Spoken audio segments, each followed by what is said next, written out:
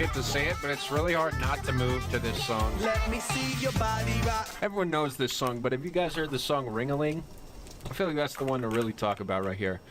Ring-a-Ling is a deep cut that not a lot of people know about. Everyone knows Rock That Body, but Ring-a-Ling, that's one of the songs that got lost with time. It's a motherfucking classic, okay? As you can see by the lyrics, we're in for an experience. This bass is deafening. Yo, a bongo ring-a-ling-a-ling-ling, ring-a-ling-a-ling-ling, ring-a-ling-a-ling-ling. And the girls go ding-a-ling-ling-ling. Girls went ding-a-ling-a-ling-ling. Love like this, cause Rock That Body is very 2010s, and I gotta say it stays in the era, but if you ever hear it again, it's like, oh yeah, I remember that. It's a shrug. Parts that sound terrible are kind of charming, but after you hear Ring-a-Ling, it's a fucking masterpiece. It doesn't matter where we take. Remember all the things we wanted. Oh, she's a girl and she's on fire. We were always meant to say goodbye.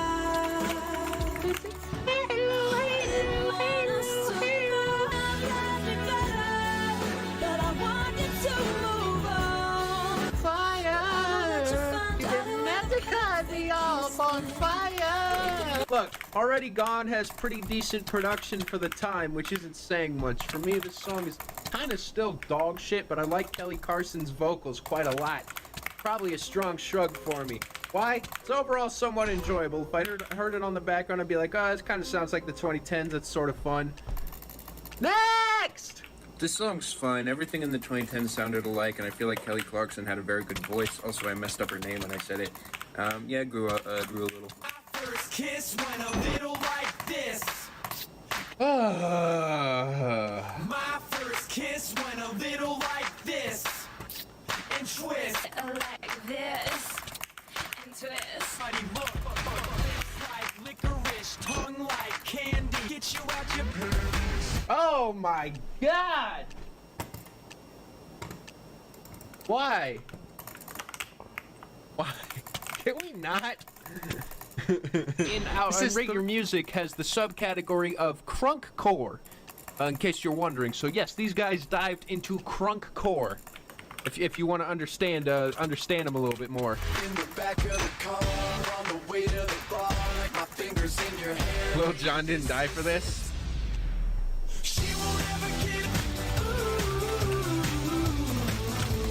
Yeah, I've decided that I've officially reevaluated every song that I've given a 1 or a 0, and I'd like to increase it by at least 1 point to make room for My First Kiss, as this is probably the worst of the 2010s right here, all put into one song. It's trashy. You could tell Kesha is being manipulated into this terrible song by her management. Yeah, this is everything bad. This is everything terrible. No more soldiers with your name in a heart. Unironic Lonely Island, that is actually a very, very good analysis of this. It actually is. It's some of the trashiest music of the era, taking what sucked about the MySpace era of music and continuing it to its death, eventually. The song is a 0. And a Soul Stealer. And a McDonald's. And I'm arresting it. I'm also giving it a 10. Welcome aboard. Let me be the first to say congratulations. You've recently been hired by the McDonald's restaurant, one of the most successful restaurants in America. If you're watching this video, then it means you're already familiar with the phrase fruit. Yes, presenting original unlistenable music. That's right, Mr. SquarePants. We accept all kinds of new applicants. Take the Scoopy Yellow Figure, for example. He originally wanted to be a SoundCloud rapper.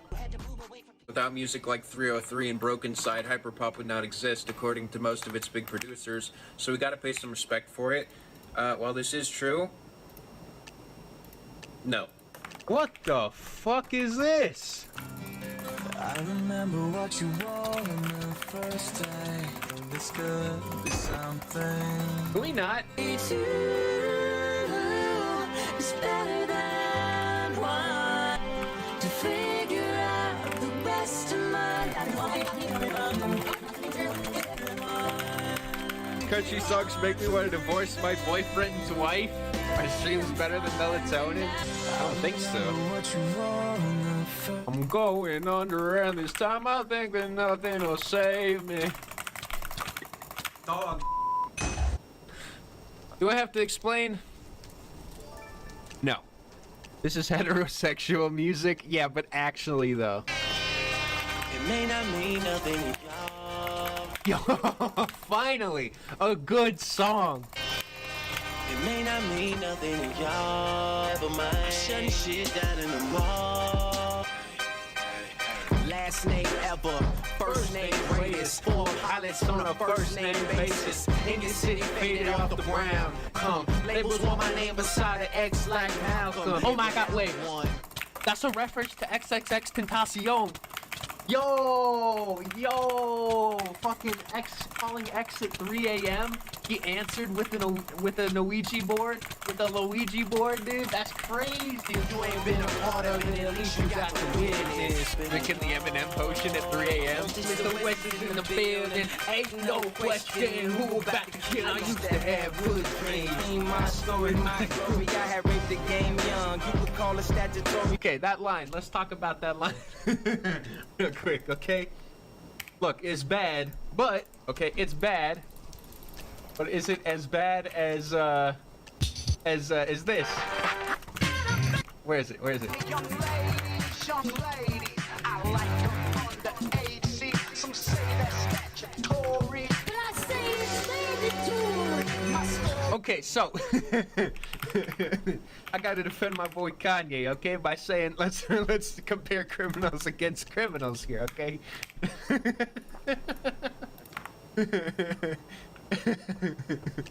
Yes, that is real. That is a real line. I'm Chris Hansen. Have a seat. But I say it's mandatory.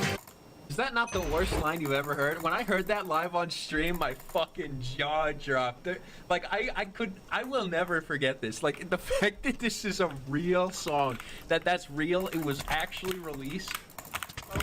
They gon' build statues from me. Oh, buzzing like they was down with the old me. No, you fucking wasn't. Think forever, y'all can have it, man. Boom. And I ain't even planning to call. Bro, this song was made for a basketball movie. This is one of the few instances where the air horns actually work in a song. I'm serious. Hey, hey. Okay, hello, it's the Martian. Life is such a fucking roller coaster, then it drops. Pay attention, Lil Wayne. That's what they gotta say. There's no such thing as flags. Ooh, dude. Seriously, compare that to whatever the fuck past songs you just heard from Lil Wayne. Like, dude, come on. This is for an original soundtrack and they went this hard for this shit. Mean nothing to y'all. You might like Lil Wayne and you're a bit scared of that because I don't like hip hop. You know, if you are into Lil Wayne but you are, you know, afraid of hip hop because it's very aggressive and scary, he has an album that I think you would be a fan of. It's like you get to listen to Lil Wayne but it's not hip hop, right? So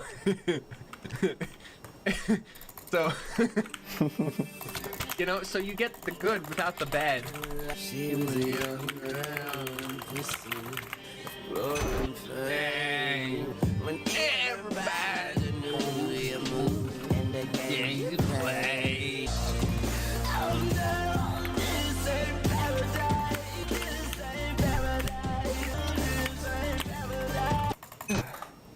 Classic.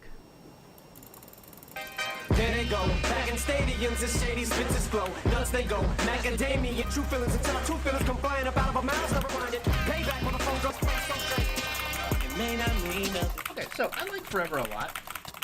I think that it's a good mix between nostalgia and genuine skill, as I actually believe that Eminem's verse here is fine. He's not going too out of his way to be cringe. He has a couple of ridiculous one-liners, but it fits in with the rest of these guys as they're all kind of doing the same thing. I think that he's a good finisher for this track as well, and I love the fucking guest list here. I think Drake's chorus is very distinct and unique to this song. I think he does a good job. I love his verse a lot. I feel like everybody has memorable verses. I feel like Kanye does great. I feel like Wayne does great. I feel like Em does great. This is actually one of my favorite rap songs from the 2010s. Crazy as it seems, I feel like this one has just kind of snuck its way up to the top, not to mention it's this song alone that caused me to discover Drake, Kanye West and Lil Wayne all together on one song, and I started exploring their discographies because of this. Specifically, Kanye was the one I really started diving into, as well as Drake. But yeah, and then from here it followed on to me discovering My Beautiful Dark Twisted Fantasy and going all into Kanye's discography. So this shit holds a very special place for me. It's a big old smiley ball. Exactly, I discovered that black people exist.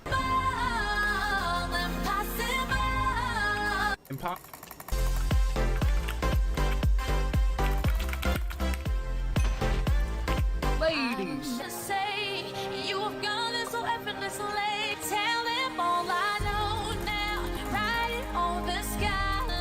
So, what seems to me is like the 2010s was just the chorus wars. Like, these songs are so non-distinguishable up until the chorus, and then I'm like, oh yeah, it's this. But it feels like before then, it literally, they could say fucking anything and do anything. It's like how, the complaints I had about the song, what is it called again? Heat Waves by Glass Animals. It's like every single one of these songs is that. The chorus is forgettable, it's non-existent, but then the chorus is like, oh yeah, I know this shit, right?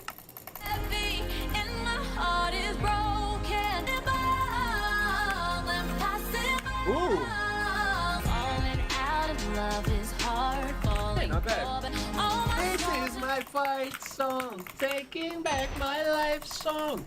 The same way that song's a dead-on 5 out of 10, so is this. It's a shrug. It's perfectly fine, formulaic, acceptable, but also extremely forgettable. If it wasn't for the fact that this verse is kind of memorable, then that's it.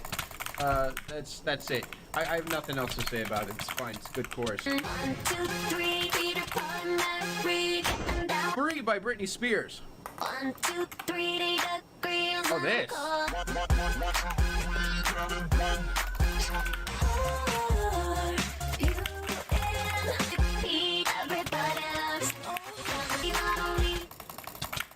Everybody loves what?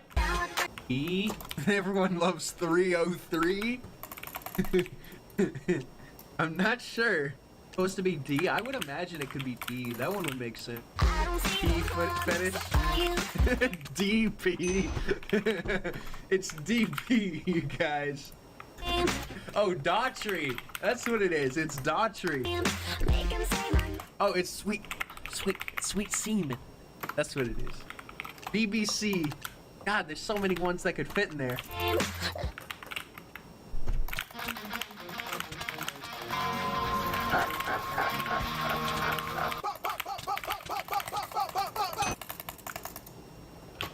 Might have said something I probably shouldn't have. Just for fun and like the company, you and me. I think it's supposed to be a menage a trois. They say, 1, 2, 3, it's me and your friend and me and friends and we. Ah! Good. I could do without the moaning. I feel like that's a little bit much. She only dates guys with a big. Oh, it's the Fibonacci sequence. Oh, is this that song? Is it that song, Deuces? Isn't this the one that like everyone blames for like popularizing Chris Brown or something? Is that right? Doesn't everyone hate this song or something?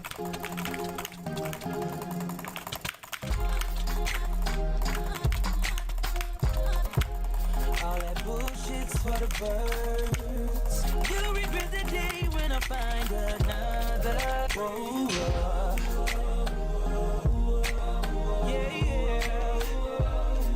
I'll give this song one thing. This is back when Chris Brown actually made his music listenable. I actually like the production a lot, and I think the singing's fine. Wow, these lyrics. Wow. Deuces is this, right? Peace sign? Like peace bitch it's supposed to be. By deuces, he means domestic abuses. Used to be Valentine's, together all the time. But you know women lie. It's like I sent my love. It's so misogynistic, dude. Trying to see eye to eye. Wait, does he say Valentine's? Used to be Valentine's, together. Used to be Valentine's together. Fuck it, let's hit the club. I rarely sit, but pour me some. Oh, I'm a dick, so it shouldn't be that hard to swallow.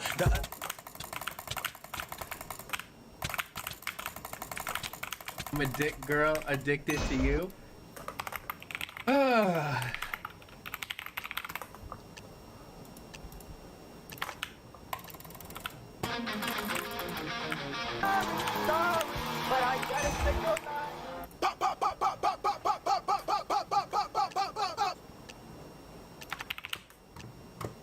I don't hate the song.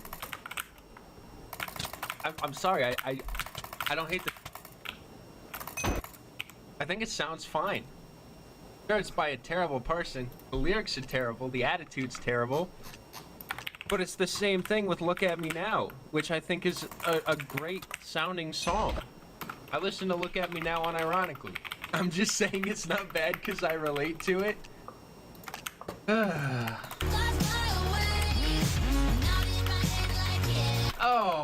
Oh God.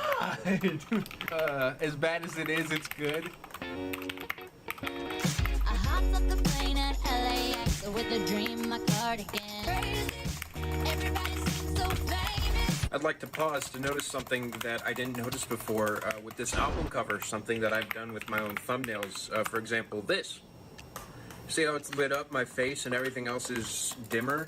It's the same effect here, and the reason they do it on her face is, hey look, it's a Miley Cyrus album, you remember this chick? This is all that matters right here, the moneymaker, it's the face. Same bullshit with the Selena Gomez. It's all the same boardroom written crap, it's just more popular in this case, so people think that it's not. Oh my God, this has 1 billion streams? And I'm nervous, 'cause when the taxi man turned on the radio, The dubstep. like, who's that chick that's rocking kicks? She gotta be from out of town. And the Britney song was on. And the Britney song was on. Produced by Dr. Luke. Why am I not surprised? Of course, she has nothing to do with the writing. In fact, it was Jesse J and Dr. Luke involved in the writing here. That nigga gave us our colleague. You say he touched those kids? There, that's what I'm looking for, okay? Up and on the fly. Alright, I've heard enough of this song. This song, corporate whitewashed crap, sung by Miley Cyrus. It's only famous because it's Miley Cyrus. Jesse J made this song, no one would give a shit. For me, it's a red headphones, I think it's dog. Being said, it's a, yeah, everyone feel good kind of anthem, you know? It's a party in the USA. Want. Want.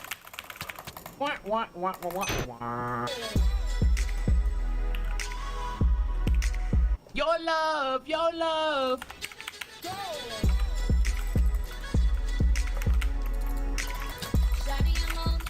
What is that? That's so familiar.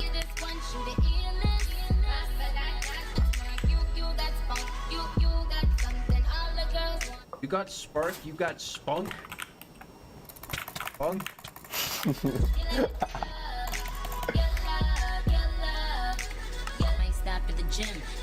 Song sucks. You know what's a good, or at least I'll say a decent song from Nicki Minaj?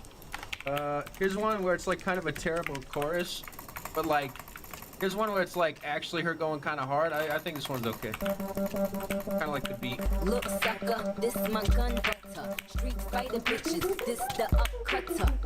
That's the damages, cause this that out. This is that out. Big fat pussy with the icy wash. Jealous niggas just gossip. Watch me tell my laces. Walk up bitches. Jackets. Tell by the look on the faces. 7 figures on watches. I told my mama I made it. There's that, and then there's My vision ends with the apple Lunar tree.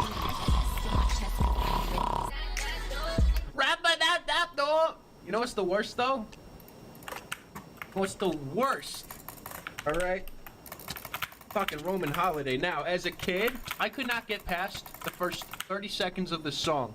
Take your medication, Roman. Take a short vacation, Roman. You'll be okay. Take a little break from your thoughts. Yeah, so that's about where it would stop and I would skip. That was the opener to her album, by the way. That I picked up from the library. I think Your Love is so fucking boring.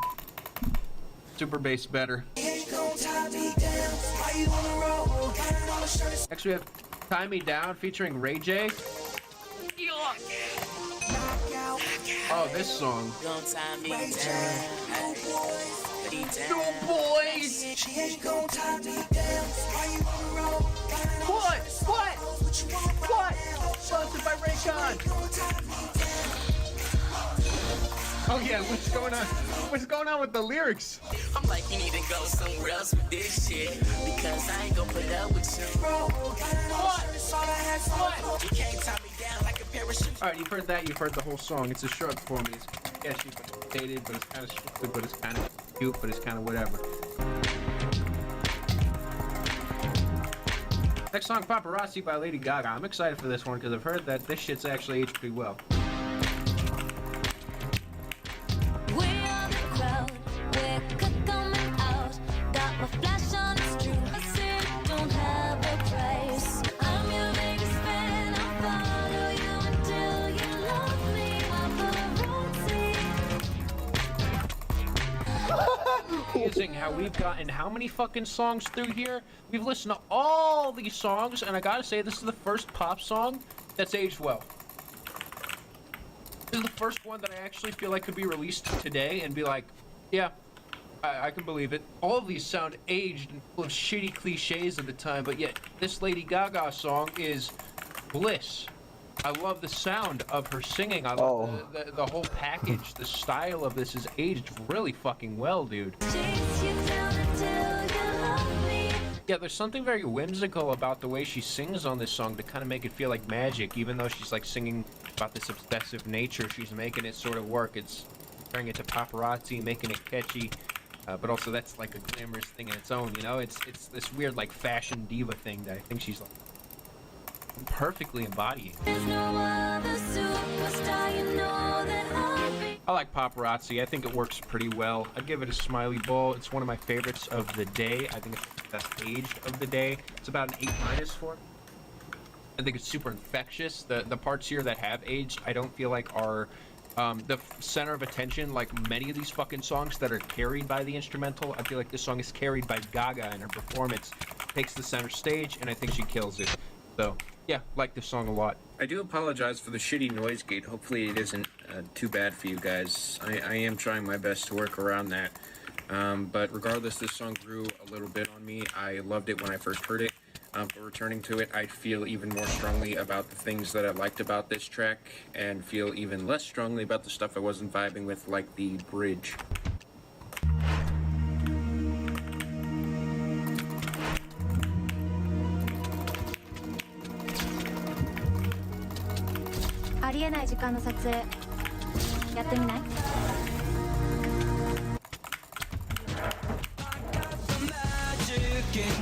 Next, we have one that I used to listen to a lot. No, wait, that's wrong. I used to listen to the one with Bruno Mars that comes up a little bit later.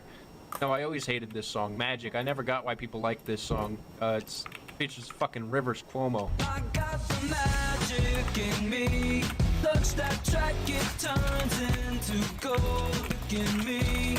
Dude, I remember I didn't even know who Rivers Cuomo was when I heard this shit.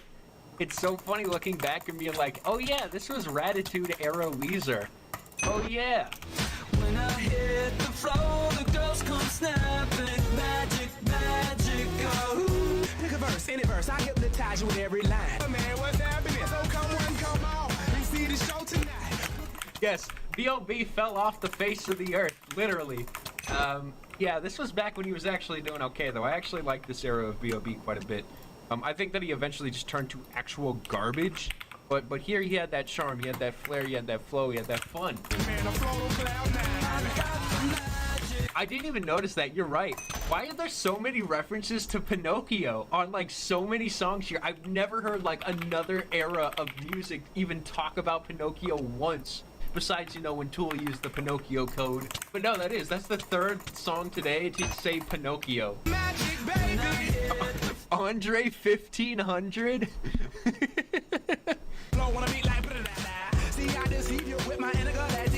Alright, this song is loaded with cap. I mean, when you're actually reading along with the lyrics and not just moving along, it's like, wow.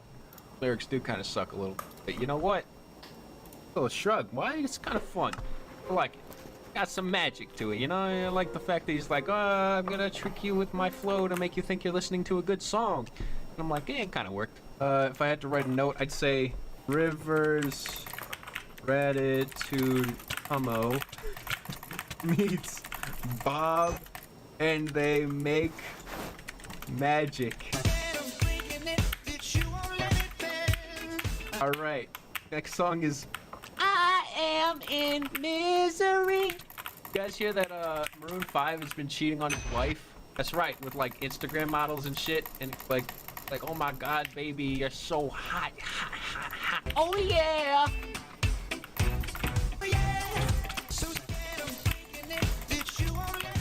Oh yeah, no, he texted like a man who's never seen a woman before. It makes me actually kind of sad. Yo, he cheated on his pregnant wife? Come on, man. Man. Come on, dude. That's fucked up. Yeah, this sucks. Did you guys ever hear the Nine Inch Nails cover that Maroon 5 did? Returns brought it to my attention. They did a cover of Closer, and it is everything you would expect from a Nine Inch Nails cover by Maroon 5. That's right. It's real. I warn you though. It may be too good for your ears. You know what I mean? It is one of the best songs ever written. I do agree. You let me violate you. You let me desecrate you. Me complicate you. You let me penetrate you. Help me get away from myself. I wanna fuck you like an arrow. You found me inside. I wanna fuck you.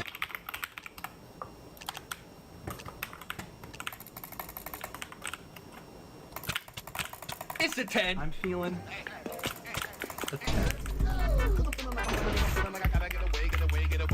I am in misery. Misery's kind of catchy. The low shrug. Got an annoying voice, but when it comes on, I'm like, yeah, this is, you know, before they started writing the worst songs ever made. It's just kind of mid. It's worse than mid. It's a red headphones. I underestimated how boring and bad this song is. Returning to it, there's nothing of quality. Animal by Neon Trees. I wanna fuck you like you never. I love cursive singing.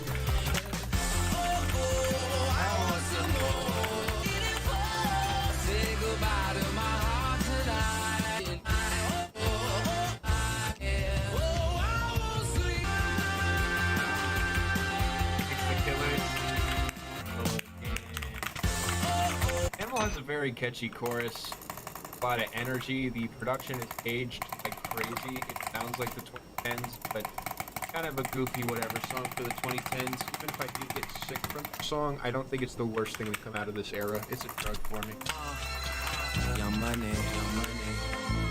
Yeah, I've got one that I'm actually excited for. I think I remember liking this song, Over by Drake. I know way too many people here right now. What am I doing right now, man? And this what I'ma do till it's over. Bottles on me, long as someone drink it.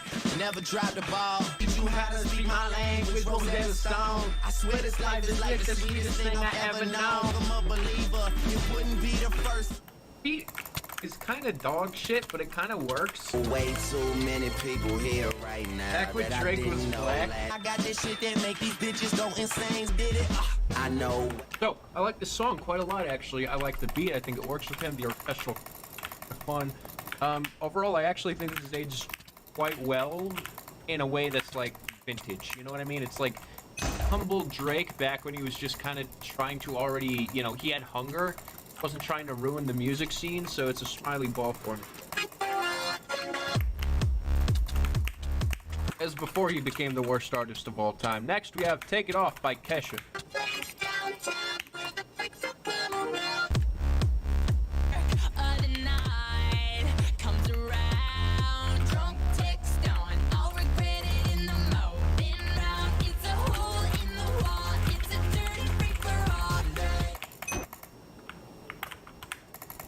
There's a hole in the wall. It's a dirty free-for-all. Bro. Why? It's very sus. It's very sus. Like, there's no way that's actually what they meant, right? Oh, the place is a hole in the wall? Oh, I thought it said there's a hole in the wall. But there is a hole in the wall.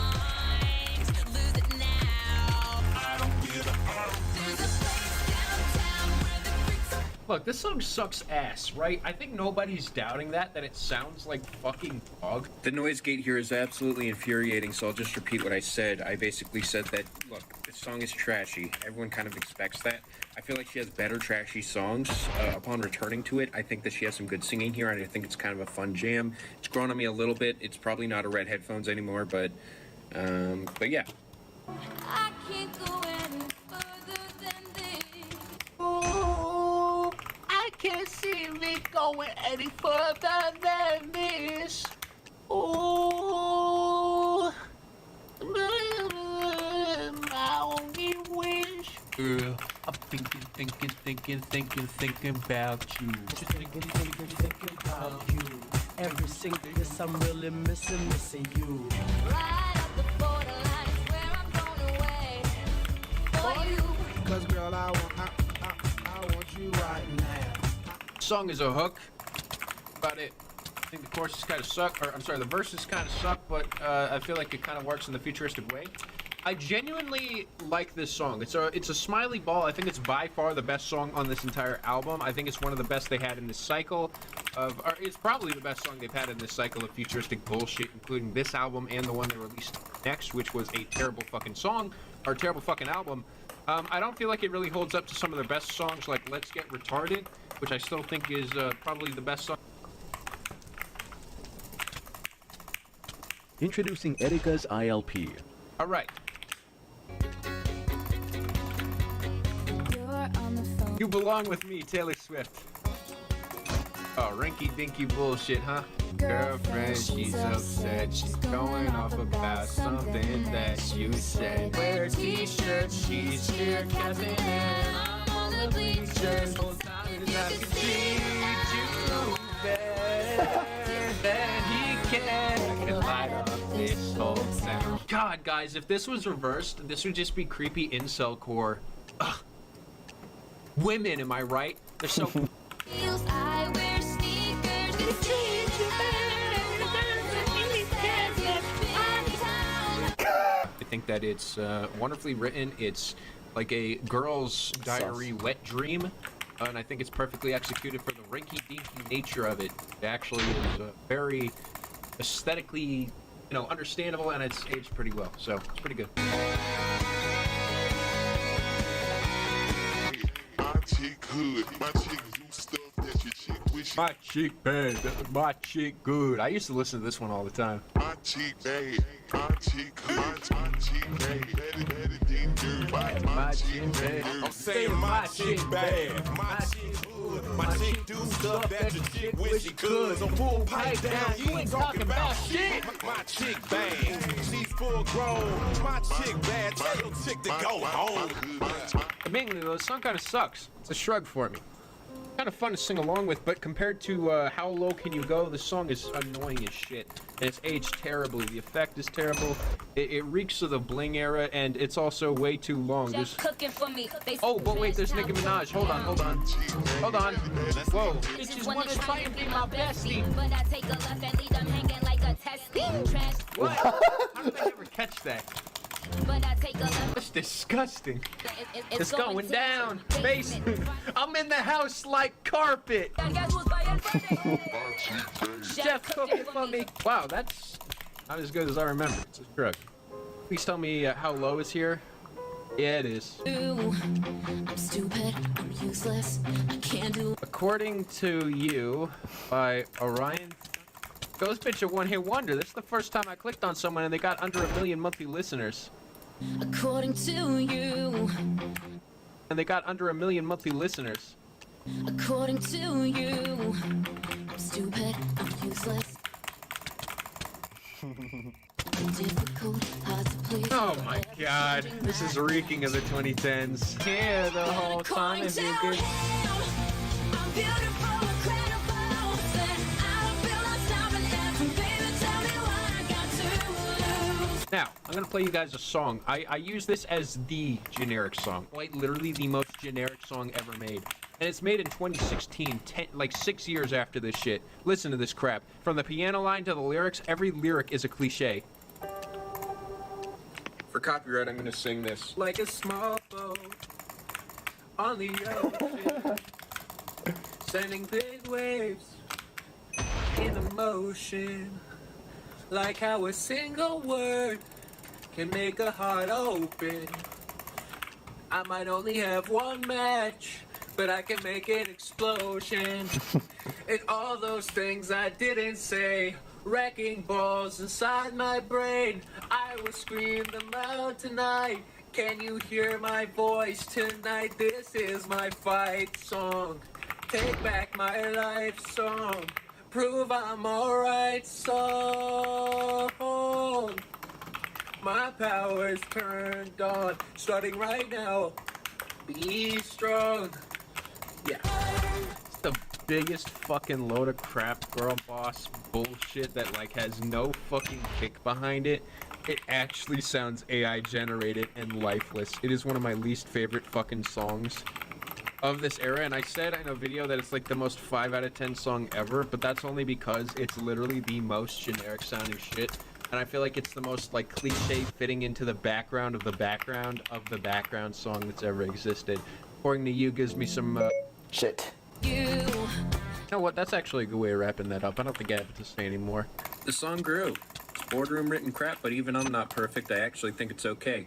Originally, I would give this song a red headphones, but now I'd give it a decent shrug. I actually think that she is a powerful performer. Unfortunately, she's just following the formula to the bank and becoming one-hit wonder with this track. All right, all the right moves, Republic. Oh. All the right moves in all the wrong places. Oh yeah, we're going down. I ain't worried about all this right now. Mediocre chorus, everything else is boring. I've heard enough. If you've heard the chorus, you've heard the song, like literally. Like, you wanna listen to this shit? Yeah.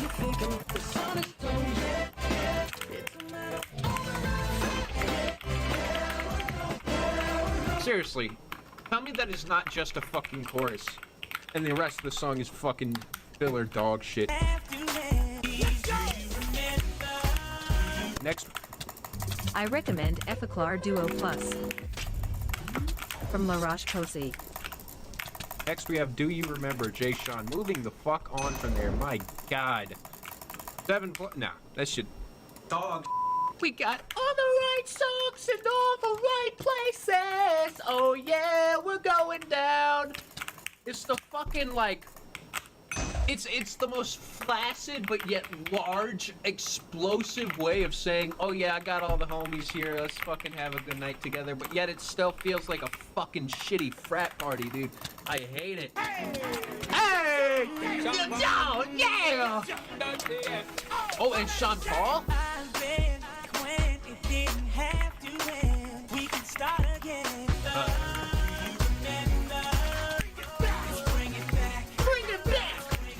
Ice Age 2 credits type beat. No, same Dr. Theo. Yeah, Dr. Theo says, I forgot how bad 2010 was for music. It really makes me think, you know, maybe 2020s aren't so bad after all. This music fucking sucks. Like, I did the most streamed songs of all time, and I ranked them, and genuinely found a ton of joy in it, as, like, a lot of it was, like, super well produced. This shit, though, horrendous. Also, I love Sean Paul. I feel like Sean Paul can't do much wrong. The guy is just filler music, but I kind of like it. Hey! The song is, it's kind of fun. It's a drug. I kind of like it. Stupid, it's aged like milk. Joyful. Doesn't feel like a corporate load of crap. It's Mr. Steal Girl. So, this is the song. This is the song that got me into hip-hop. Temporary stuff, that is. I was listening to Beastie Boys for a while. I heard this song when I was at a house party, and I was like, ooh, this kind of slaps. And then I heard the Nicki Minaj verse, and I had never heard a song with a feature before.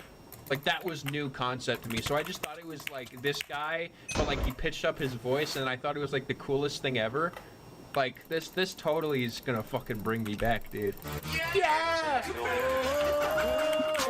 It's Mr. Steel Girl. There you go.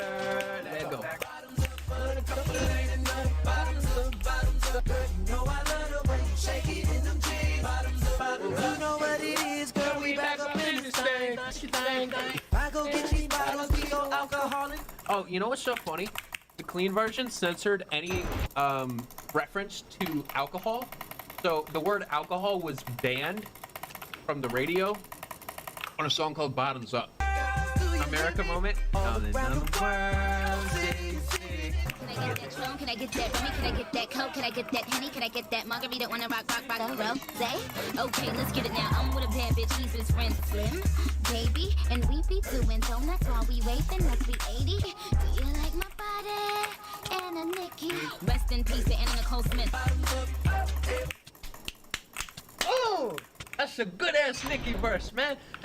Come on, that's some good shit. She played her fucking part there, dude. She killed it. She brought that shit in. Now you guys see, I heard that shit and I was like, oh, that was good.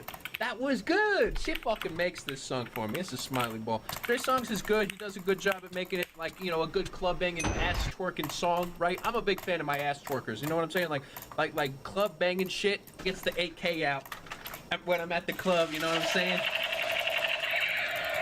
Maybe it's not the best social move, but still, you know, it gets the 8K out. So, I love it. All right, nothing you say is gonna stop that. Even though, you know, Trey Songz has some boring moments in that song. Nicki saves. Good shit. Out with your blah blah blah. Zip your lip like a padlock. And meet me in the Best song of the day, blah blah blah, featuring 303. Just show me your dick.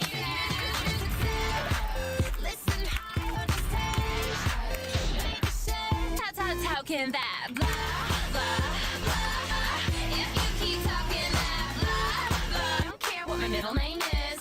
I'm gonna be naked and you're wasted. This music's so exploitative. Knowing the story of it, it makes you feel really uncomfortable.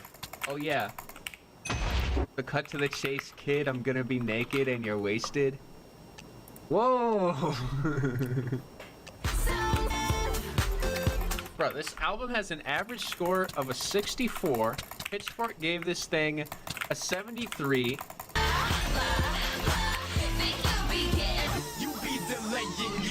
Oh no.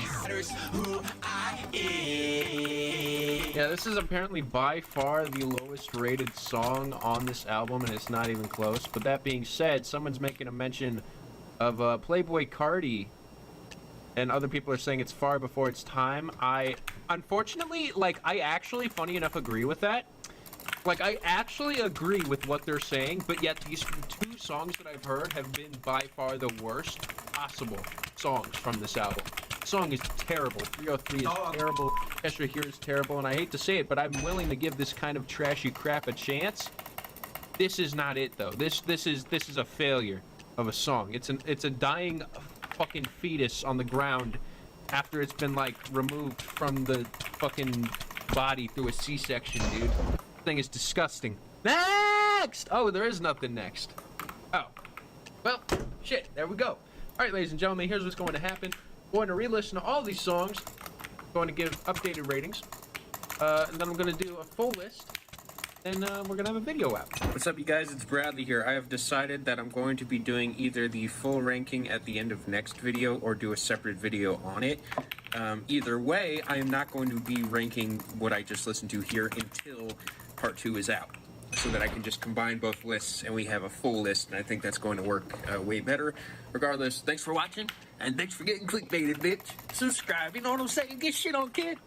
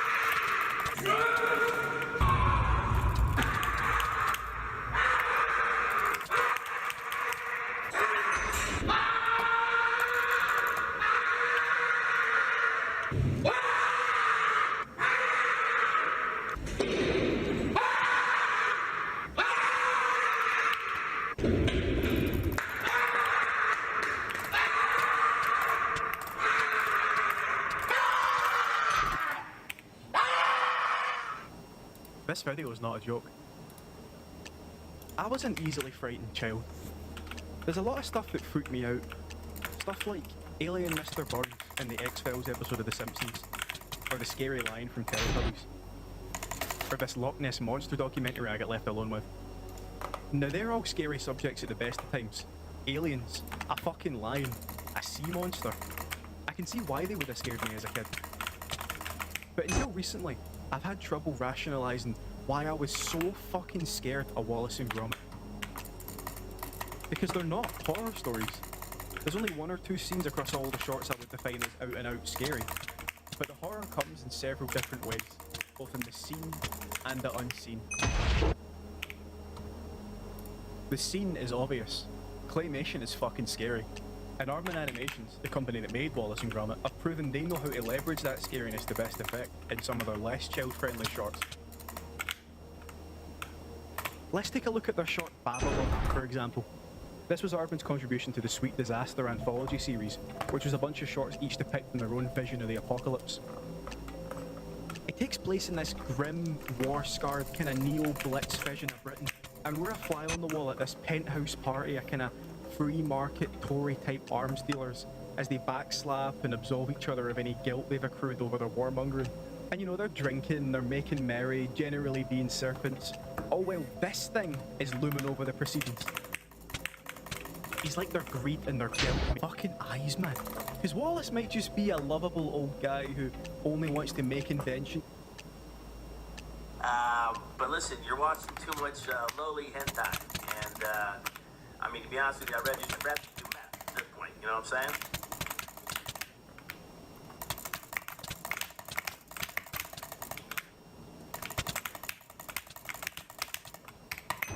Eat cheese and crackers and hang out with his dog. But he's also hideous. All things aside, is that a face you want to see peeking at you through the crack in the door when you're having a shite at 2 AM? Now, this is all just one aspect of the scare factor. As I said, there's the seen and the unseen. And the unseen is where things get really weird. Maybe this is just a personal thing, but once I've said it, it might be hard to unsee. You ready? Where is everyone? Seriously, this town that the boys live in, where is everyone? It's a normal town, streets, buildings, lampposts, but no people. There are signs of life, like people clearly live here or used to live here, but it's totally abandoned except for our main characters. Daytime, night, nothing. It's a complete ghost town. In a close shave, there's Wallace, Gromit, Wendeline, Preston, and a flock of sheep. But I think the closest we ever get to seeing an actual background character is whoever slips the jigsaw on the food under Gromit's cell door.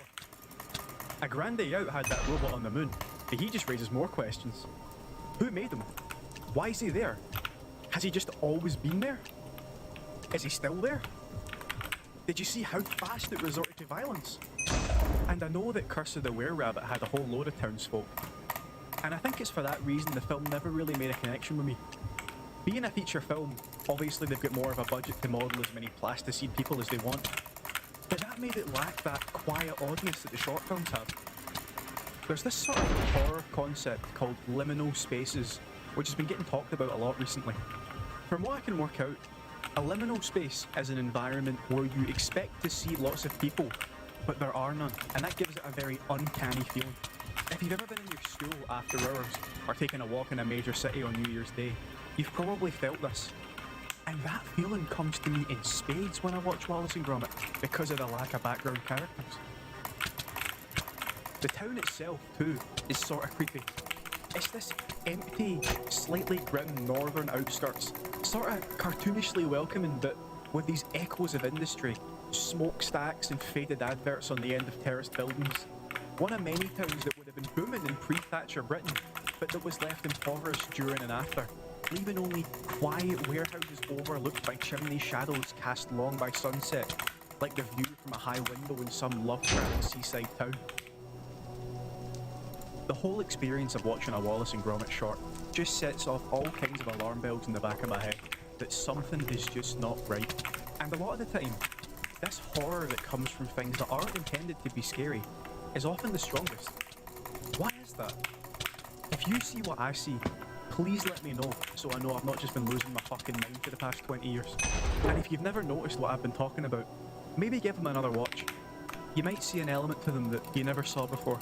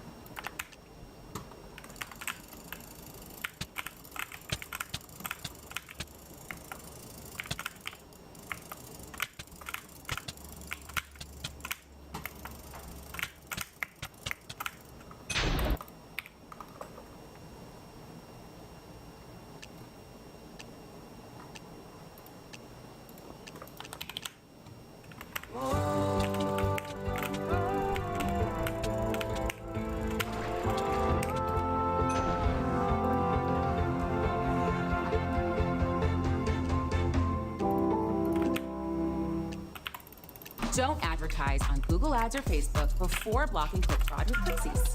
Not a fun fact. 1 out of every 4 clicks is fraudulent. Lucky you. I love having a diverse taste in music. I love this Spoon album, and sometimes even this Spoon album. But despite my eclectic taste comprised of 3 albums, there's one genre I've always wanted to get into more.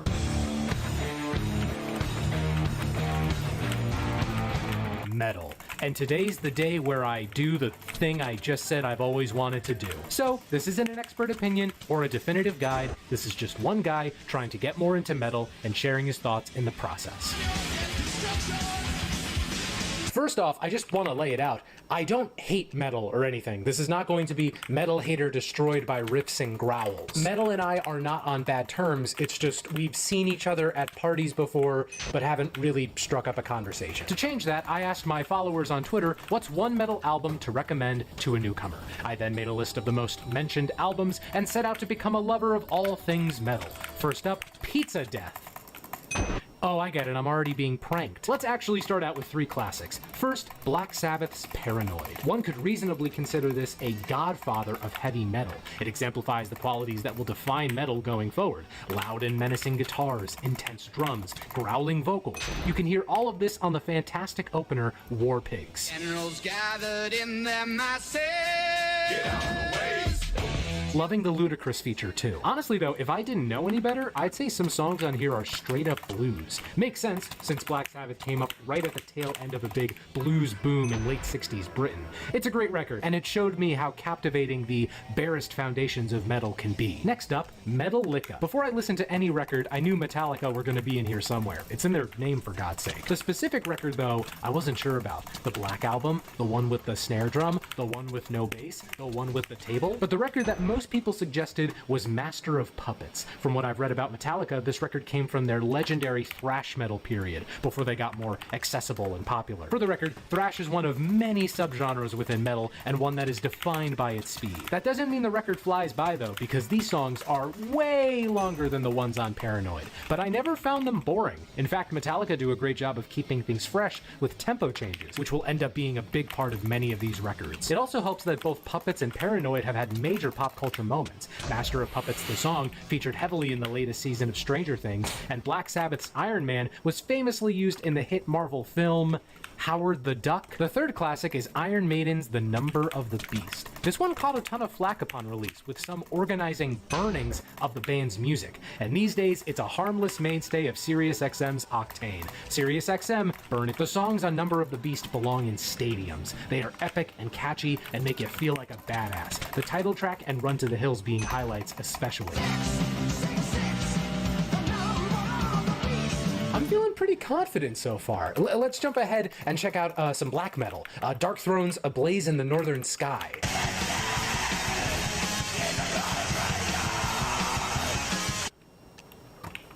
The next album is by Coco Melon. Okay, then I can chew here, but I want to give this one another try, so for now, I'm gonna move on. Let's try out some other records. Another album I saw constantly recommended was System of a Down's Toxicity, which is funny because, as I learned by doing more research, a lot of people don't actually consider this metal, and I can see where they're coming from. This is a major step away from the records I've heard so far. I'm definitely noticing a strong Elton John influence. Many listeners would say SOAD leans more alternative rock. I don't have a dog in that debate though, so I'll just be over here in my corner liking the album. Regardless of what subgenre you call it, Toxicity is great. I love the various stylistic change-ups, I love the explicit no-holds-barred politics, and I love lead vocalist Serge Tankian. He's wildly expressive and fits every sonic detour the band takes.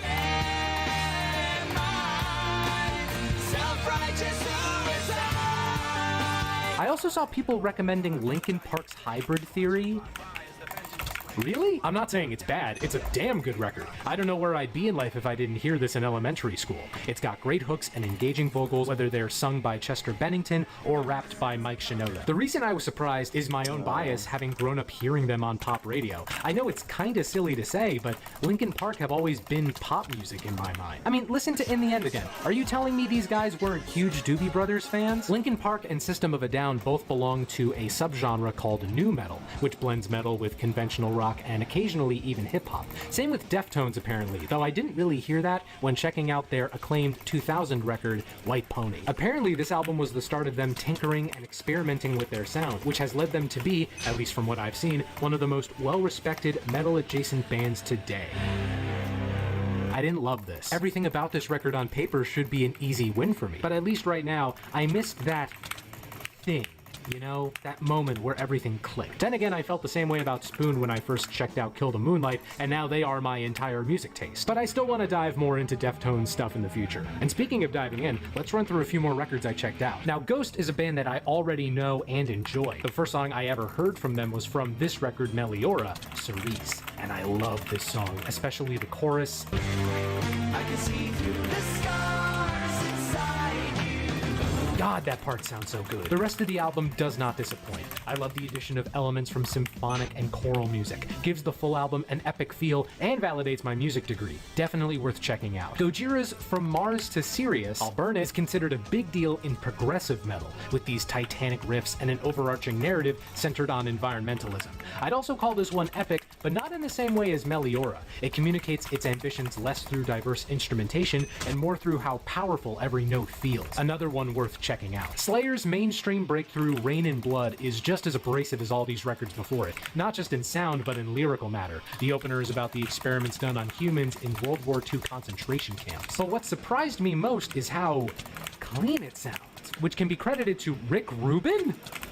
Rick Rubin produced this? It's considered a thrash masterpiece, a thrashterpiece, and it made Slayer a top player in metal at the time, along with Metallica, Megadeth, and Anthrax. Check out the song Raining Blood off the album Rain in Blood, presumably dedicated to Rain and Blood. In that same thrash vein, I also checked out a more recent record, Power Trip's Nightmare Logic. It's ferocious and lean. I am bummed though that their lead vocalist passed away in 2020, and I wish the band the best with whatever they choose to do next. But overall, a brutal display of power, but not a vulgar one, because that already exists. Vulgar Display of Power by Pantera. The biggest distinction of this from the other albums was the sense of groove, as Pantera belonged to another subgenre called groove metal.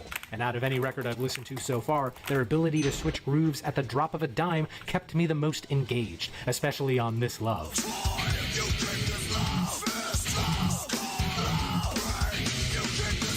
Let's do one more recent record, Deaf Heaven's Sunbather. This was one of those metal records that managed to cross into my musical circles when it came out, and I'm not afraid to say I enjoyed it then and now. I am also not afraid to admit I did not know the lead singer was singing words until very recently.